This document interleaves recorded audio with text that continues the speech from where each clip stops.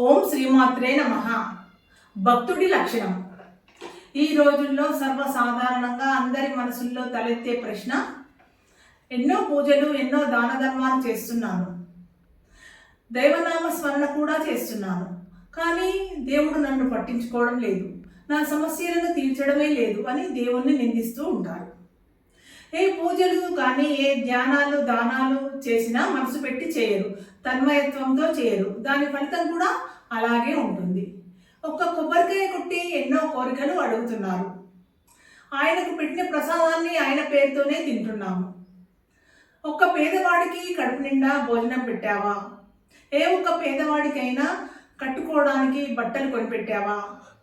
అనారోగ్యంతో ఉన్న నిరుపేదలకు ఎప్పుడైనా సహాయ సహకారాలు అందించావా? ఇనుము తుప్పుపట్టి ఉంటే అయస్కాంతం దాన్ని ఆకర్షించదు, అలా అని అయస్కాంతాన్ని తప్పుపడతామా? మనిషి మనసులో కల్మషం నిండి ఉంటే భగవంతుడు ఎలా ఆకర్షిస్తాడు? తప్పు మనది పెట్టుకొని దేవుడిని నిందిస్తామా? ఇక్కడ తప్పు ఎవరితో తెలుసుకొని మసలుకోవడమే భక్తుడి లక్షణం. భగవంతుణ్ణి నిందించడం భక్తుడి లక్షణం కానే కాదు. మానవత్వాన్ని మూర్తీభవింపజేసుకొని నిరుపేదలకు చేతనైనంత సహాయ సహకారాలు అందిస్తూ నిరంతరం దైవనామ స్మరణ చేస్తూ జీవించడమే భక్తుడి యొక్క ముఖ్య లక్షణం.